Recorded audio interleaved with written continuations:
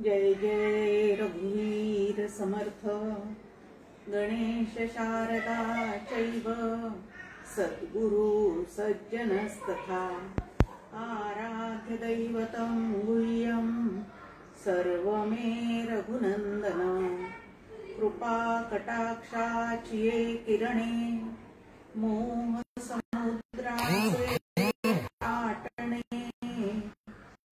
घडे जय श्री कृष्णे वंदू तया श्रीराम दयांचे करिता स्मरण होय सकल विद्यांचे अधिकरण ते वंदूया श्री चरण श्री गुरूंचे ओम सहनावतु सहनौ भुनक्तु सह वीर्यं करवावहि तेजस्विनावधीतमस्तु मा विद्विषावहि ओम शांति शांति शांति। आनंद योगी परमपूज्य डॉक्टर काका, श्रद्धेय मंदाताई गंधे या उभयतांना मनपूर्वक वंदन करते। ज्यांनी कठोपनिषद सांगण्याची आज्ञा केलेली आहे ते सांगण्याची शक्ती सुद्धा देतील अशी निष्ठा आणि विश्वास श्रद्धा आहेच। कठोपनिषद ऐकण्यासाठी उपस्थित असणाऱ्या सर्व साधक बंधू भगिनींना मनपूर्वक अभिवादन करते। उपनिषदे अनेक आहेत, पण त्यापैकी 10 उपनिषदे मुख्य आहेत असं नेहमी आपल्याला सांगितलं जातं। ईशा, केन, कठ, मुंड, मांडुक्य, त्यानंतर ऐतरेय, तैत्तरीय, बृहदारण्य, छांदोग्य ही प्रमुख 10 उपनिषदे आहेत आणि त्याच्यावर आद्य शंकराचार्यांनी सुंदर भाष्य करून ठेवलेलं आहे। अशा उपनिषदांपैकी एक कठोपनिषद नावाचं उपनिषद आपण दर मंगळवारी अभ्यास करण्याचा त्याच्यावर प्रयत्न करणार आहोत। प्रत्यक्ष उपनिषदाला आज सुरुवात करण्यापूर्वी उपनिषद म्हणजे काय, त्याच्या अभ्यासाची काय गरज आहे, उपनिषदात सांगितलेले जे सिद्धांत किंवा ज्या साधना पद्धती आहेत त्या खरोखरीच जीवनाभिमुख आम्हाला करता येतील का, इत्यादी अनेक तऱ्हेचे प्रश्न जे तुमच्या आमच्या मनात असतात त्याची उकल करण्याचा आज आधी आपण प्रयत्न करूया आणि त्यानंतर पुढच्या मंगळवारपासून प्रत्यक्ष कठोपनिषदाला सुरुवात करण्याचा प्रयत्न करूया। उपनिषद म्हणजे नेमकं काय आणि त्याचा अभ्यास कशासाठी करायचा आहे, तर ज्ञानेश्वर माऊलींची ज्ञानेश्वरीमध्ये एक ओवी आहे आपल्या समोर। त्यामध्ये ते आपल्याला म्हणतात, वेद प्रतिपाद्य ईश्वरू होवावया लागी गोचरू तरी श्रुती स्मृतीचा निरंतरू अभ्यासची कीजे। वेद प्रतिपाद्य ईश्वर म्हणजे वाच्यार्थानी ईश्वर आणि लक्षार्थानी ब्रह्म, आणि असं जे ब्रह्म नावाचं तत्व आहे, आत्मा नावाचं तत्व आहे, त्याचा प्रत्यक्ष आपल्याला साक्षात्कार व्हावा, अनुभव यावा असं जर आपल्याला वाटत असेल तर श्रुती आणि स्मृतीचा निरंतर अभ्यास केला पाहिजे अशी साधना पद्धती ज्ञानेश्वर माऊलींनी आपल्यासमोर सांगितलेली आहे। या दशोपनिषदाबद्दल ज्ञानेश्वर माऊली ज्या वेळेला ज्ञानेश्वरीमध्ये गणेशाचं वर्णन करतात त्यावेळेला त्याच्या अंगावर घातलेले जे अलंकार आहेत त्यामध्ये सुद्धा उपनिषदांचा उल्लेख ज्ञानेश्वर माऊली करतात। उपरी दशोपनिषदे जिये उदारे ज्ञान मकरंदे तिये कुसुमे मुगुटी सुगंधे शोभती भले, की अर्थदृष्टीने अत्यंत व्यापक आणि मोक्ष देण्याविषयी उदार ज्ञानरूपी गंध ज्याच्यामध्ये भरपूर भरलेला आहे आणि ज्ञानमधाचे पोळेच ज्याला लागलेले आहे अशी निष्काम कर्म, निष्काम उपासना यांची फुले ज्याला लागलेली आहेत अशी जी उपनिषदं आहेत ती उपनिषदे गणपतीच्या मुकुटावर खूप शोभून दिसत आहेत असं एक ज्ञानेश्वर माऊली त्याचं वर्णन करतात. ही 10 उपनिषदे म्हणजे कशी आहेत तर कर्माविषयी उपासनेविषयी तर आम्हाला मार्गदर्शन करतात, पण ज्ञानाचं पोळे त्याला त्या ठिकाणी लागलेलं आहे. भरपूर मकरंद म्हणजे मध, ज्ञानाचा मध या उपनिषदांमध्ये भरलेला आहे. आता हे ज्ञान म्हणजे नेमकं काय आहे तेही आपण हळूहळू पाहणारच आहोत. अजून एक या ठिकाणी आपल्याला ज्ञानेश्वर माऊली सांगतात की उपनिषदाकडे न वचे, योगशास्त्र न रुचे, अध्यात्म ज्ञानी जयाचे मनची नाही. की उपनिषदांच्या अभ्यासाकडे ज्याची प्रवृत्ती नाही त्याला परमात्म ज्ञान म्हणजे स्वरूपाचं ज्ञान कधीही होणे शक्य नाही. असंही या ठिकाणी एक महत्वाचा मुद्दा जो आहे तो या ठिकाणी ज्ञानेश्वर महाराज आपल्याला सांगतात की व्यवहारामध्ये माणूस कितीही सुशिक्षित असला, शहाणा असला, अनेक डिग्र्या मिळवलेल्या असल्या, चतुर असला, कला संपन्न असला, तरी पण जोपर्यंत स्वरूपाचं ज्ञान नाही तोपर्यंत त्याला ज्ञानेश्वर महाराज अज्ञानाच्या चिखलात रुतलेला असंच या ठिकाणी म्हणतात. असं म्हणण्याचं कारण काय आहे तर जीवाने ब्रह्मज्ञान संपादून मुक्त व्हावे यातच जीवाची खरी धन्यता आहे. मानवी जीवनाची नरदेह मिळाल्याची खरी सार्थकता जर कशात आहे, कृतार्थता जर कशात आहे तर समर्थांच्या भाषेत सांगायचं झालं तर निर्गुण ब्रह्म ते अंतरी बिंबले. ते निर्गुण परब्रह्म हेच माझं मूळचं स्वरूप आहे. हे या उपनिषदांच्या अभ्यासामुळे तुम्हाला आम्हाला कळू शकतं. नाथ महाराजांची एक ओवी आपल्या समोर आहे की मनुष्य देहीचे ज्ञाने सच्चिदानंद पदवी घेणे, एवढा अधिकार नारायणे कृपावलोकने दिलेला असे. की नरदेहात ज्याला जन्म प्राप्त झालेला आहे त्या जीवाला भगवंतांनी नरदेह देऊन एक खूप मोठी कृपा केलेली आहे. कारण या मनुष्य देहामध्ये नरदेहामध्ये कुठली पदवी तुम्ही घेऊ शकतो तर ती आहे सच्चिदानंद पदवी. ती सच्चिदानंद पदवी घेण्यासाठी मग काय करावं लागतं? जसं आपण पाहतो की मेडिकलची पदवी घ्यायची असेल, वकिलीची पदवी घ्यायची असेल, इंजिनिअरिंगची पदवी घ्यायची असेल तर वेगळे वेगळे त्या ठिकाणी अभ्यासक्रम आयोजित केलेले असतात. तसं सच्चिदानंद पदवी जर तुम्हाला आम्हाला घ्यायची असेल तर त्यासाठी नियोजित असणारा अभ्यासक्रम जो आहे त्यामध्ये 3 ग्रंथ आपल्या समोर ठेवलेले आहेत. पूर्वापार पासून की प्रस्थानत्रयीचा अभ्यास आम्ही केला पाहिजे. आता प्रस्थानत्रयीमध्ये 10 उपनिषदे, त्यानंतर ब्रह्मसूत्र आणि भगवद्गीता हे 3 ग्रंथ जे आहेत ते त्या 3 ग्रंथांचा शास्त्रशुद्ध पद्धतीने संतांच्या श्रीगुरूंच्या चरणाजवळ बसून जर आम्ही अभ्यास केला तर त्यामध्ये जसं विचार करण्याची कला, अनेक प्रक्रिया आमच्या समोर मांडून ठेवलेल्या आहेत, त्या प्रक्रिया समजून घेता घेता त्या जर आम्ही आचरणात आणण्याचा प्रयत्न केला म्हणजे त्या पद्धतीने जीवाकडे, जगाकडे, ईश्वराकडे पाहण्याचा दृष्टिकोन जर आपण बदलून घेतला तर उपनिषदात जे प्रतिपाद्य केलेलं ईश्वर नावाचं तत्व आहे ते तुम्हाला आम्हाला गोचर होऊ शकतं. म्हणजे त्याचा तुम्हाला आम्हाला अनुभव येऊ शकतो. असं स्पष्टपणे याचा अभ्यास कशासाठी करायचा आहे तर सच्चिदानंदाची पदवी घेण्यासाठी. या सच्चिदानंदाची पदवी घेऊन मला नेमकं काय प्राप्त होणार आहे हा दुसरा प्रश्न आपल्या समोर आहे. की इतर डिग्र्या घेतल्या तर त्याचा आपल्याला नोकरी लागण्यासाठी निश्चित खूप उपयोग आहे. तसं ह्या डिग्रीचा उपयोग काय आहे?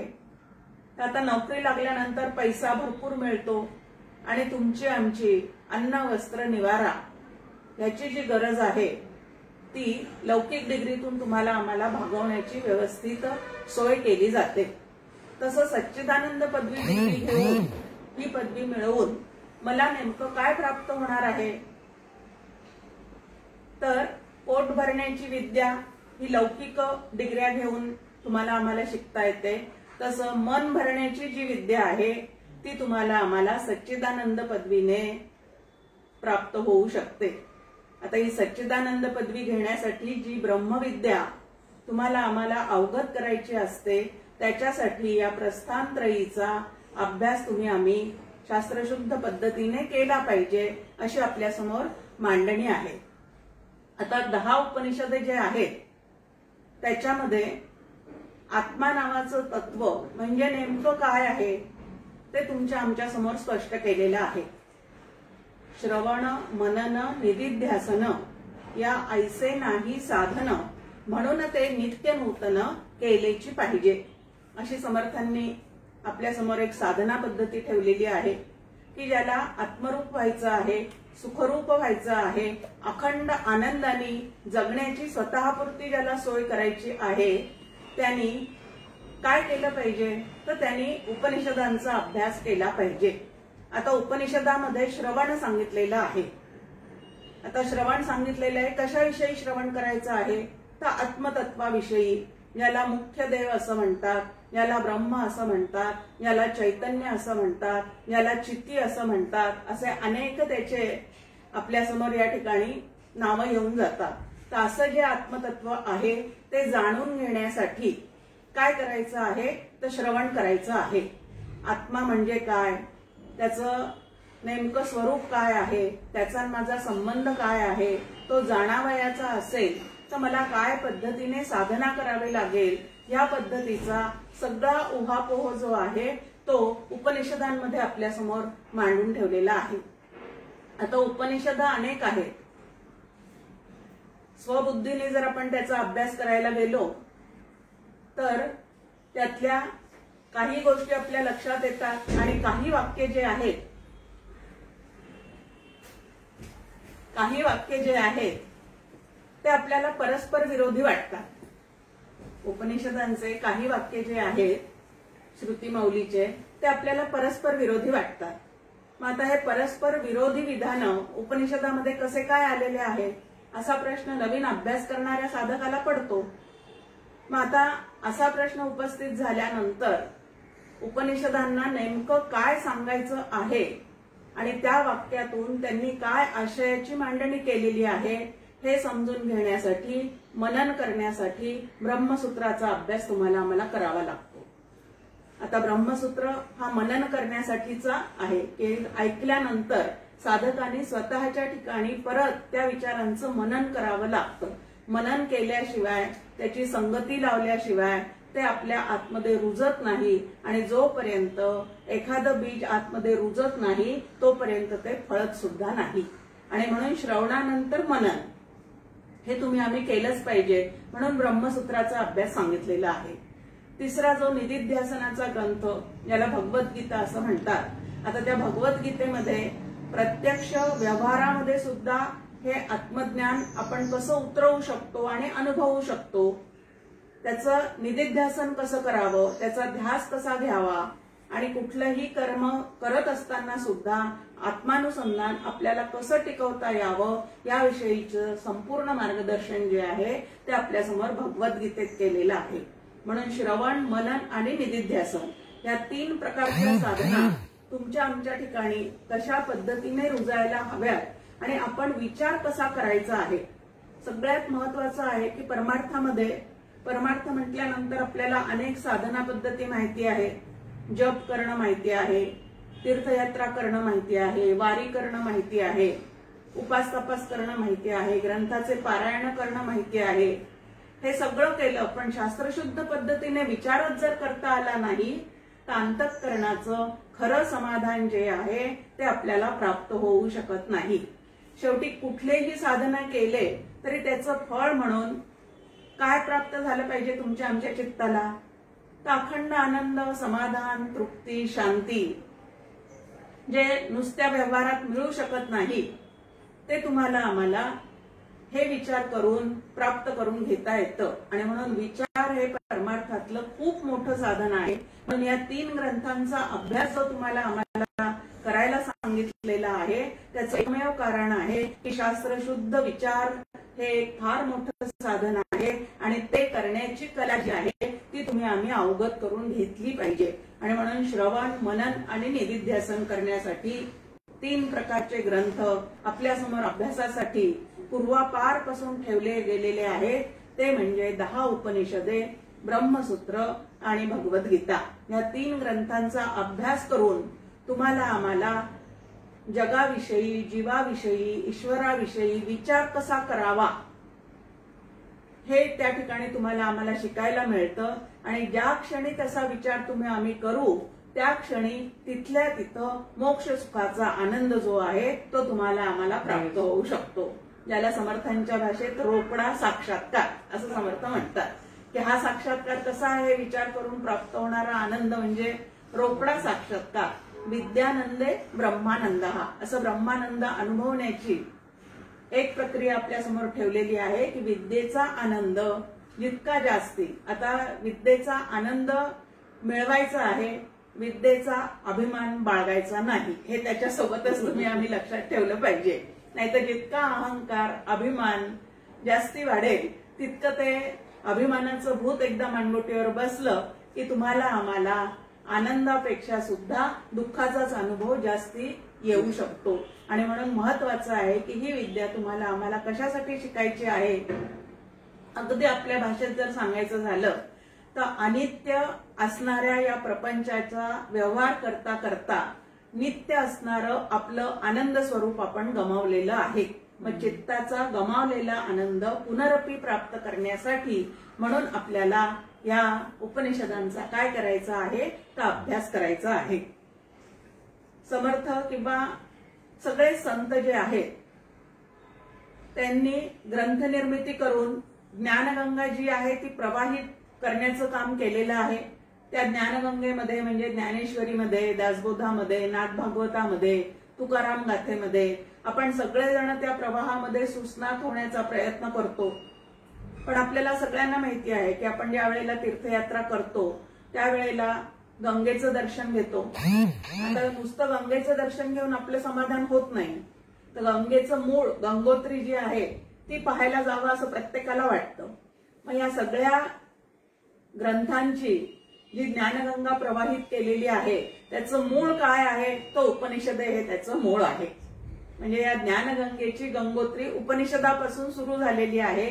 सगळे संत जे आहेत ते उपनिषदात सांगितलेलं अद्वैत तत्वज्ञान जे आहे तेच, पण नव्या भाषेमध्ये, सिद्धांत तेच असतात पण नव्या भाषेमध्ये नव्या दृष्टांतासह परत आपल्या समोर मांडण्याचा काय करत असतात तर प्रयत्न करत असतात.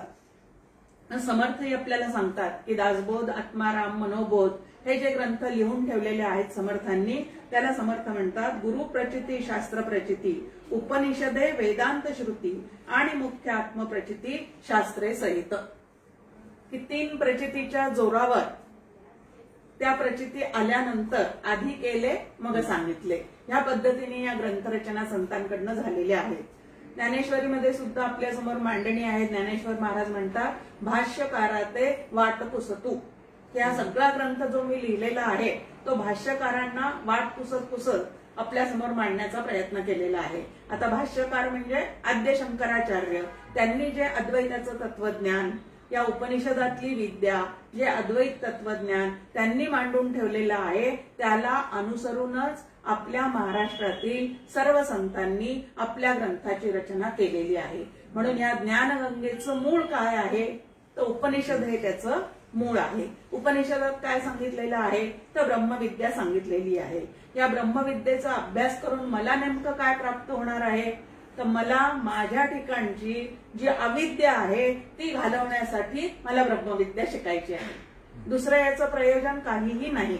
मुख्य प्रयोजन याचं काय आहे तर ब्रह्मविद्या शिकून मला नेमकं प्राप्त काय करायचं आहे तर अविद्या घालवून टाकायची आहे. पूर्ण ज्ञानेश्वरी लिहिणं झाल्यानंतर ज्ञानेश्वर माऊलींची एक ओवी त्या ठिकाणी आहे, येथ अविद्या नाश हे स्थळ, मोक्षोपादान हे फळ, ही दोहीसी केवळ कारण ज्ञान. की एवढा ज्ञानेश्वरीचा अभ्यास करून आम्हाला मिळवायचं काय आहे तर आपल्याला मोक्ष सुखाचा अनुभव घ्यायचा आहे. या मोक्ष सुखाचा अनुभव ते नित्य प्राप्त असून सुद्धा तुमच्या आमच्यापासून का हिरावल्यासारखा झालेला आहे का दूर झाल्यासारखं झालेलं आहे? तर अविद्येने आम्ही ग्रस्त आहोत. आता ही अविद्या म्हणजे नेमकं काय आहे? तेच तर आपल्याला उपनिषदांमधून शिकायचं आहे की याला अविद्या म्हणतात, ज्याला अज्ञान म्हणतात, ज्याच्यामुळे माझ्या स्वस्वरूपाचा आनंद जो आहे त्याच्यावर आवरण पडलेलं आहे.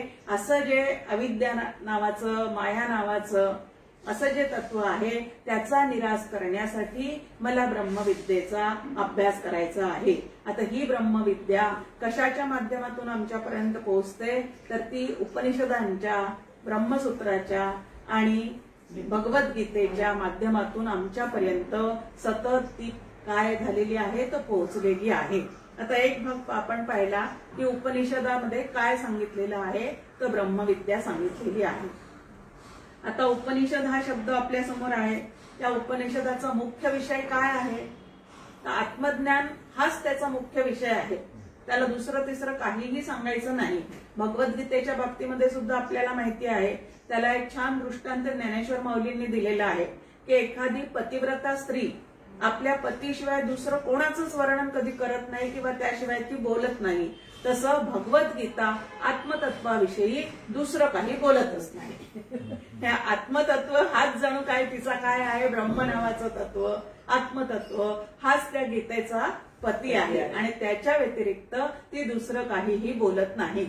आता सगळी भगवद्गीता आपण ऐकल्यानंतर सुद्धा गीतासु उपनिषदसु असं सारखं आपण म्हणतो. मग गीतेमध्ये उपनिषदात सांगितलेली जी ब्रह्मविद्या आहे तिचंच अजून सोप्या भाषेमध्ये भगवंतांनी त्या ठिकाणी प्रतिपादन केलेलं आहे. म्हणजे मूळची ज्ञानगंगा कुठली आहे? आता भगवद्गीतेची सुद्धा तो उपनिषद हीच त्या ठिकाणची मूळची, तिथून सुरुवात झालेली ही ज्ञानगंगा आहे.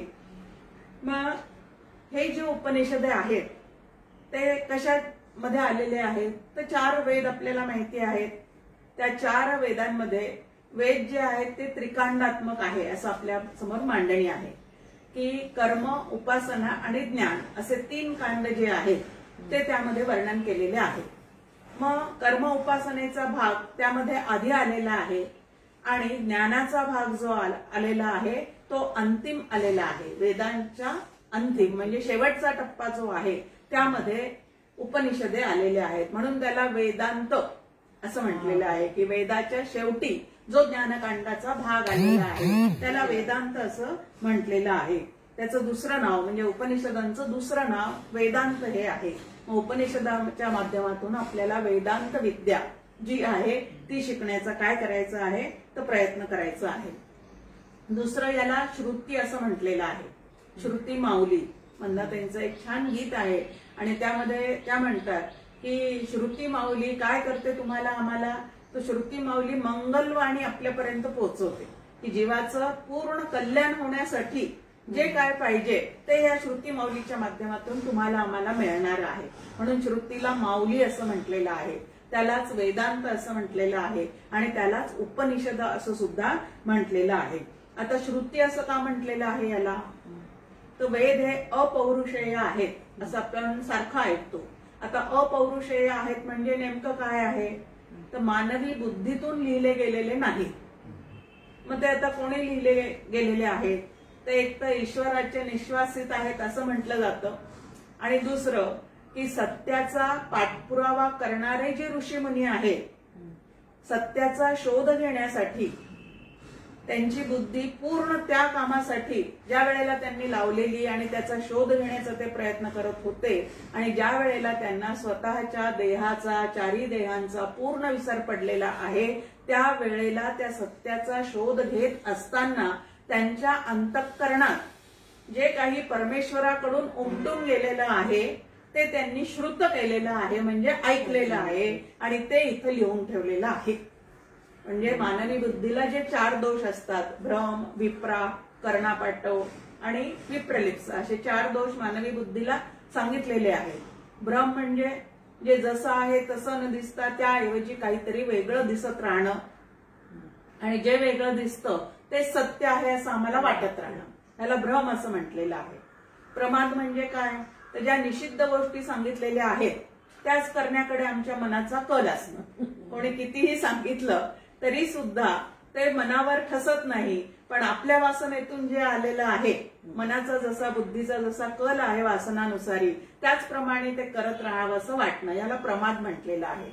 विप्रलिप्सा म्हणजे बुद्धीत असलेला लोभ, म्हणजे स्वतःच्या मनाप्रमाणे ते शास्त्राचे काढलेले अर्थ फिरवून टाकायचे. ते जे शास्त्रांनी ज्यासाठी सांगितलेलं आहे त्याच्याशी त्याचा काही संबंध नाही, ते मला असं उमगलेलं आहे तेच सत्य आहे, या पद्धतीने बुद्धीत लोभ निर्माण झाल्यानंतर आपल्या अनुकूल असा जो अर्थ काढला जातो त्याला विप्रलिप्सा असं म्हटलेलं आहे. आणि कर्णापाठव म्हणजे मला हे जमणारच नाही असं वाटणं, त्यारे हे शक्य नाही, आम्हाला कधीच जमणं शक्य नाही. कर्णाचं अपटुत्व, कर्ण म्हणजे इंद्रिय, आणि त्यांचं अपटुत्व म्हणजे त्यांना ते जमणार नाही असं वाटणं, की मला हे जमणंच शक्य नाही. हे बुद्धीचे 4 दोष आहेत आणि हे 4ही दोषापासून पूर्णपणे वेगळी झालेली बुद्धी जी सत्याने भरलेली आहे तिला ऋतंभरा प्रज्ञा असं म्हणतात. आणि या सत्याने भरलेल्या प्रज्ञेतून ऋषीमुनींच्या ठिकाणी भगवत कृपेने जे काही उमटलेलं आहे ते त्यांनी ऐकलेलं आहे, म्हणजे बोललं दुसरं आहे, ऐकलं यांनी आहे. जरी ते शांत ध्यान लावून बसलेले असताना त्यांना हे ऐकायला आलेलं आहे, ते नंतर त्यांनी या ठिकाणी मांडून ठेवलेलं आहे असं म्हणतात. की ते म्हणून त्याला श्रुती असं एक नाव आहे, की ही श्रुती माऊली, उपनिषदांना श्रुती असं म्हटलेलं आहे, की श्रुत केलेले आहे. समर्थ सुद्धा आपण पाहतो की दासबोधात शेवटी ते म्हणतात की कृपा केली दाशरथीने, की सगळं जे ज्ञान तुमच्या समोर याच्यात मांडून ठेवलेलं आहे ते सकळ करणे जगदीशाचे, तेथे कवित्वाची काय मानुष्याचे, ते कवित्व माझं नाहीच आहे, ते दाशरथी कृपेने आलेलं आहे. म्हणजे त्यांनी ते ऐकलेलं आहे, त्याची सगळी उत्तरं त्यांना तिकडून प्राप्त झालेली आहे आणि मग ते त्यांनी आपल्या समोर काय केलेलं आहे मांडून ठेवलेलं आहे. आता एवढा विचार याचा कशासाठी करायचा? अशा श्रद्धेने जर आम्ही उपनिषदाचं सांगणं ऐकू तर आमची त्यावरची श्रद्धा दृढ होईल, निष्ठा वाढेल, त्याच्याविषयी प्रेम वाटेल. आणि ज्याच्याविषयी प्रेम वाटतं त्याच्या आज्ञा आपण ऐकतो, व्यवहारातही पाहतो. ज्याच्याविषयी आपल्याला आदर नाही, प्रेम नाही, त्याचं म्हणणं आपण धुडकावून लावतो. मग इकडे सुद्धा तसंच आहे की एवढा सगळा पार्श्वभूमी कशासाठी आहे? आम्हाला एखादं उपनिषद जर अभ्यासायचं असेल तर आधी हे सगळं आतमध्ये साठवून घ्यायचं की कसं निर्माण झालेलं आहे, कुठून निर्माण झालेलं आहे. कोणी उगीच स्वार्थ बुद्धी किंचितही नाही. या ठिकाणी संतांच्या ठिकाणी असू दे, ऋषीमुनींच्या ठिकाणी असू दे, किंवा भगवंत स्वतः प्रगट होऊन ज्या वेळेला काही लीला करतो त्यावेळेला स्वार्थाचा तिथं लवलेशही नसतो. तर भक्तांचा उद्धार करणे, त्यांना त्यांच्या स्वरूपापर्यंत नेणे आणि त्यांच्या कल्याणाचा मार्ग त्यांना दाखवणे, एवढंच त्या ठिकाणी संतांकडनं, श्री गुरूंकडनं आणि भगवंताकडनं या व्यवहारात चाललेलं असतं. त्यामुळे ह्या दृष्टीने ज्या वेळेला आपण तिकडे पाहतो, डॉक्टर काकांची एक कॅलेंडरवर ओवी आहे बघ, मनुष्य वचनाचा भरवसा धरू नये. की ह्या क्षेत्रात जर आपल्याला पुढे जायचं असेल तर कोणावर विश्वास ठेवायचा आहे? तर जिथं अनुभवाचे बोल आहेत, जिथं स्वार्थ अजिबात नाही, जिथं समोरच्याच्या कल्याणाची फक्त तळमळ आहे, अशांकडनं ज्या वेळेला तुम्ही हे ऐकाल त्यावेळेला ते आपल्या अंतःकरणापर्यंत पोहोचेल, बिंबेल आणि त्याप्रमाणे आपल्याला विचार करावासा वाटेल, वागावं वाटेल. आणि म्हणून हे सगळं काय करायचं आहे तर कोणाकडनं ऐकायचं आहे तर उपनिषद शब्दाचा अर्थ आपल्या समोर दिलेला आहे. उप म्हणजे जवळ बसणे. आता कोणाच्या जवळ बसायचं आहे? आत्ताच आहे, मनुष्य वचनाचा भरोसा धरू नये. काही जण आपण पाहतो की खूप अभ्यास केलेले लोक असतात, त्याच्यावर त्यांनी पीएचडी मिळवलेली असते.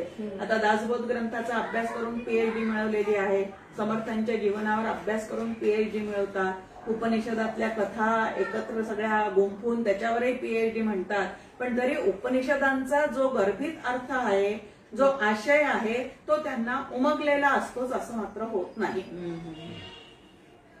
आता पांडित्य वाढवणारी एक बुद्धी आहे आणि प्रत्यक्ष ऋतंभरेनी भारलेली एक बुद्धी आहे. आम्ही कोणाकडनं ऐकावं? महत्वाचं आहे की आम्ही कोणाकडनं ऐकावं हा विवेक सुद्धा काय केला पाहिजे तर आम्ही केला पाहिजे. आणि म्हणून ज्ञानेश्वर, नामदेव, तुकाराम गाथा, समर्थांचा दासबोध, हे सगळे त्या ज्ञानगंगेतूनच प्रवाहित झालेले प्रवाह आहेत. आणि म्हणून त्याच्यामध्ये आम्ही सुस्नात होत राहिलो तरी सुद्धा आम्हाला उपनिषदात जे सांगितलेलं आहे त्याचंच त्या ठिकाणी संपूर्ण मार्गदर्शन मिळणार आहे. पण तरी सुद्धा मुळाकडे जावं असं जे आपल्याला वाटतं ना, ते उपनिषदाचा अभ्यास करताना लक्षात ठेवायचं की हे ग्रंथ वाचले तरी संतांनी हे कुठून मिळवलेलं आहे, तर त्यांनी ते उपनिषदांमधून मिळवलेलं आहे. आणि जितका उपनिषदांचा अभ्यास आपला छान होईल तितके संतांचे ग्रंथ आपल्याला जास्तीत छान समजतील. हा एक त्याचा महत्वाचा भाग आहे की जितकं छान आपण उपनिषद समजून घेऊ तितके आपल्याला संतांचे ग्रंथ जे आहेत ते छान समजले जातील. आता उपनिषद म्हणजे जवळ बसणे. मग कोणाच्या जवळ बसायचं आहे, तर श्री गुरूंच्या जवळ बसायचं आहे. आता श्री गुरूंच्या जवळ बसायचं म्हटल्यानंतर गुरूंचे सुद्धा अनेक प्रकार आहेत. मग आम्ही नेमका उपनिषदांचा अभ्यास करताना कोणत्या गुरुजवळ बसायचं आहे, श्रोत्रिय, ब्रह्मनिष्ठ, दयाळू. नाथ महाराजांची ओवीच आहे की जो शब्दज्ञाने पारंगतू, ब्रह्मानंदे सदा डुल्लतू, शिष्य प्रबोधिनी समर्थू, यथा उचित निजभावे. शब्दज्ञानामध्ये पारंगत आहे म्हणजे ज्याचा हा अभ्यास संत संगतीत बसून झालेला आहे. उपनिषदे, ब्रह्मसूत्रे, भगवद्गीता, अनेक ग्रंथ यांनी संतांच्या सहवासात बसून श्रवण केलेले आहे.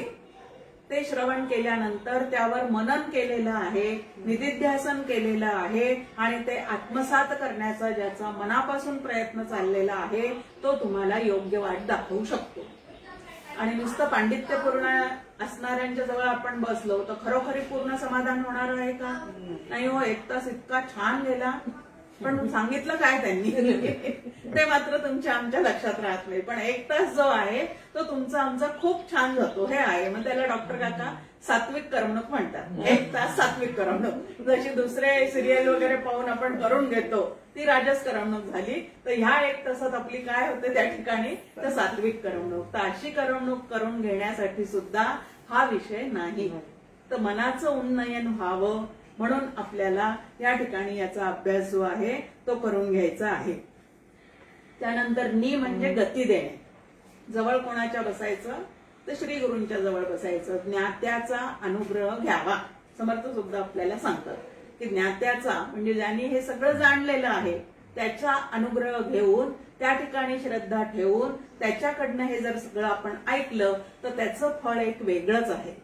समजले आणि वर्तले तेच भाग्य पुरुष झाले, या वेगळे उरले अवघे करंटे. डॉक्टर काका गमतीने म्हणतात की समर्थांनी तुम्हाला आम्हाला करंटे ही पदवी देऊन टाकली की न समजता काहीतरी खटाटप आपण करत राहतो. त्याच्यापेक्षा समजून उमजून जर आपण केलं तर त्याचं वैभव जे आहे ते वेगळंच आहे. आंतरिक समाधान जे आहे ते त्याच्याने तुम्हाला आम्हाला जास्ती प्राप्त होऊ शकतं. आणि म्हणून नी शब्दाचा अर्थ आहे गती देणे. कुठून कुठे गती देणार आहे उपनिषदाचा अभ्यास आपल्याला, तर तमसोमा ज्योतिर्गमय आपल्या समोर मंत्रच आहे तो की अज्ञान अंधकारातून आपल्याला ज्ञान प्रकाशाकडे घेऊन जाणारं जे तत्वज्ञान आहे ते या उपनिषदाच्या माध्यमातून आपल्याला प्राप्त होतं. तसं असतोमा सद्गमय, जडाकडून चैतन्याकडे.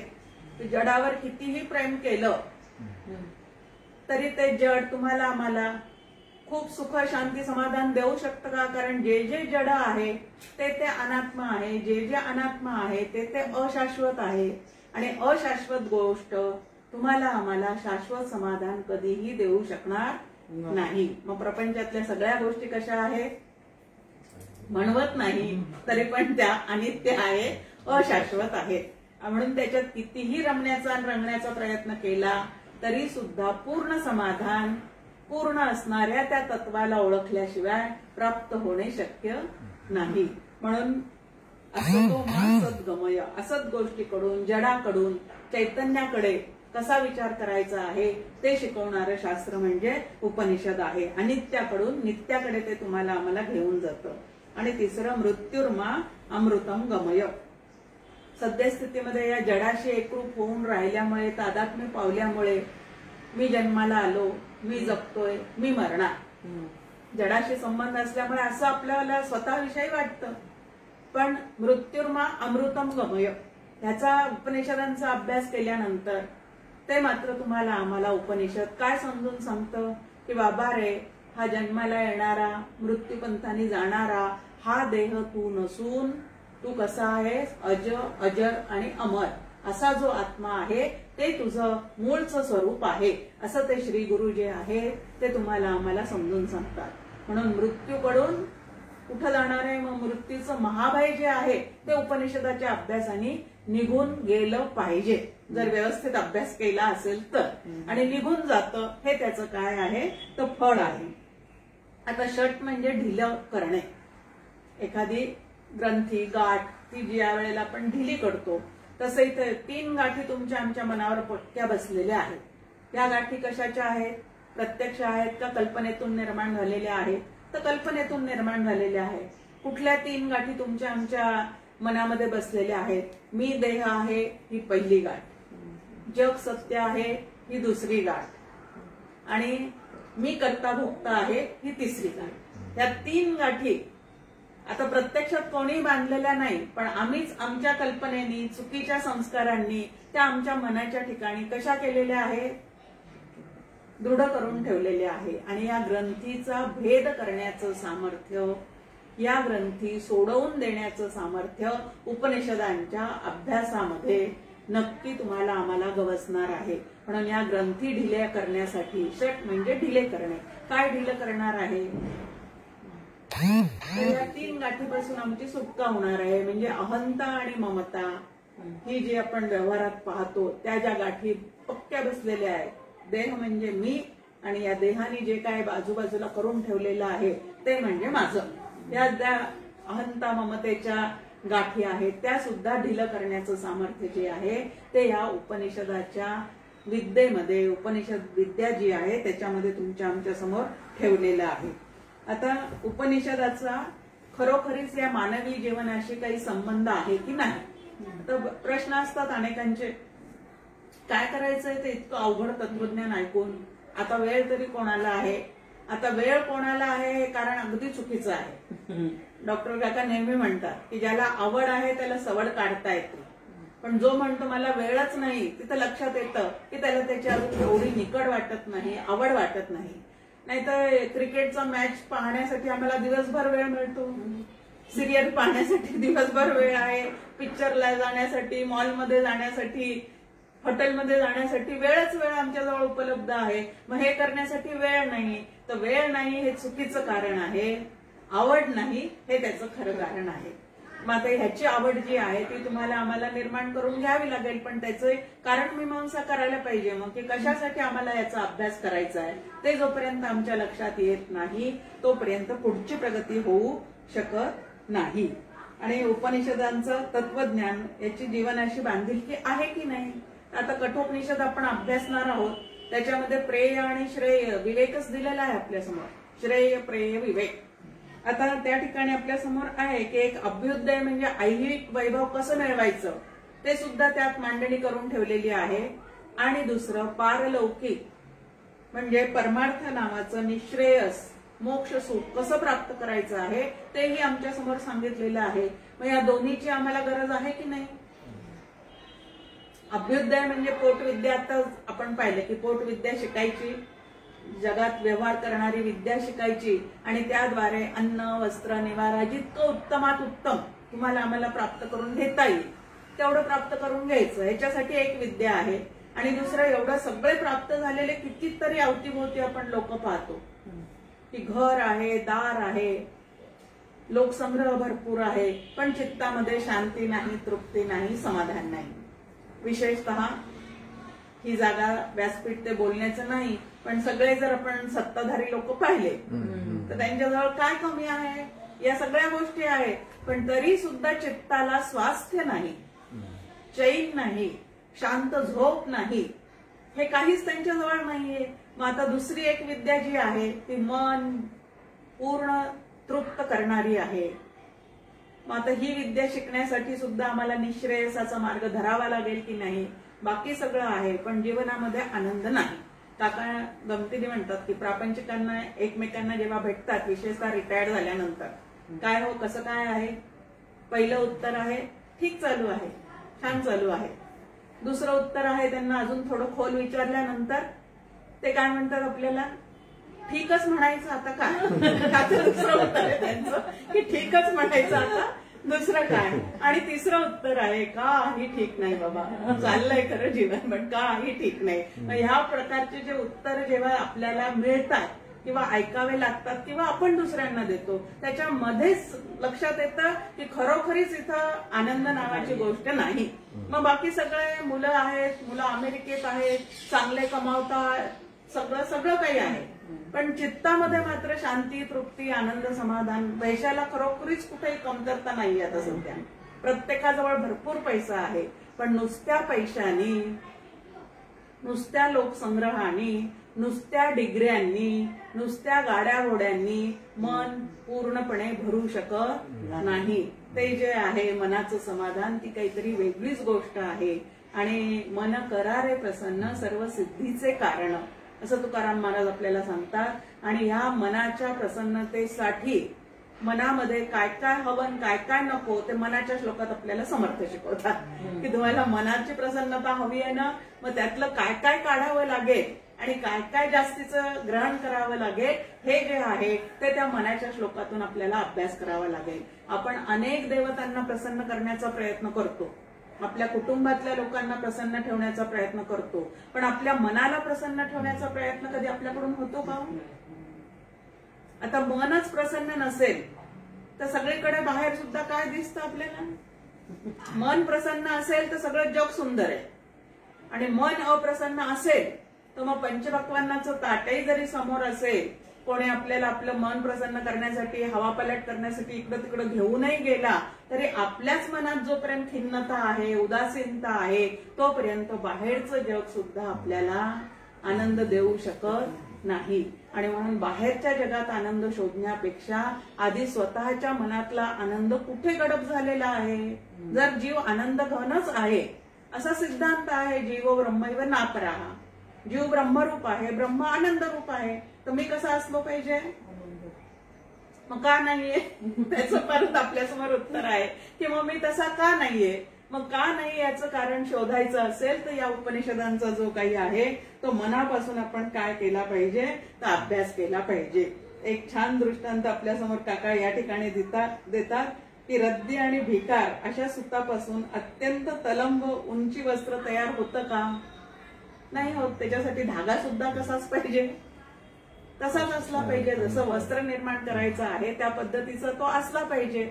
दुसरं की सडक्या धान्यापासून फक्त दारूच निर्माण होणार, दुसरं काय निर्माण होणार? तसं नाचक्या कुचक्या मनातून दुसरं काय निर्माण होणार आहे? काहीच निर्माण होऊ शकत नाही. तिथं आनंद कसा काय असणार आहे? आणि म्हणून त्याचा विचार जो आहे तो आम्ही या ठिकाणी केला पाहिजे. आता मानवी जीवनाची बांधिलकी आहे की नाही? आता मानवी मन जर काम, क्रोध, लोभ, मोह यांनी गच्च भरलेलं असेल तर ते मन आम्हाला कधी सुख देऊ शकतं का? 3 तर आपल्यासमोर विकार आहेत की क्रोध अति असेल तर हिंसाचार घडतो, लोभ अति असेल तर त्या ठिकाणी भ्रष्टाचार आहे, आणि काम अति असेल तर अनाचार आहे. आणि या तिन्ही गोष्टींमुळे कोणी आजपर्यंत सुखरूप झालेला दिसतोय का? नाही. मग उपनिषद आम्हाला वैराग्याचा का बरं सारखा अभ्यास करायला लावतोय?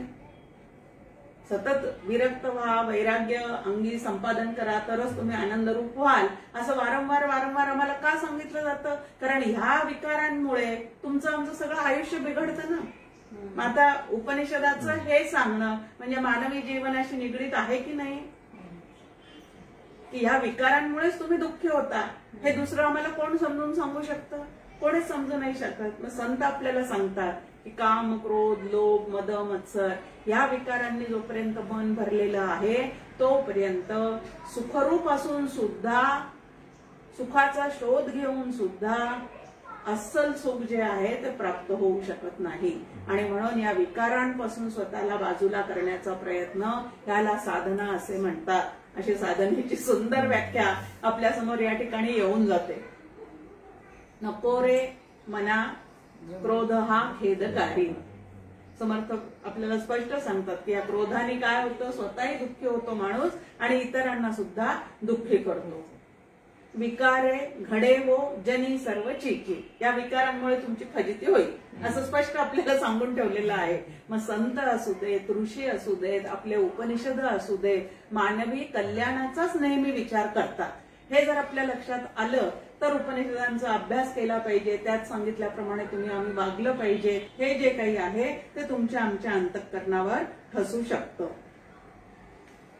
आता दुसरं आहे की व्यक्ती सुधार मोहीम ही उपनिषदांनी आपल्या समोर आधी ठेवलेली आहे. आधी तुम्ही सुधरा.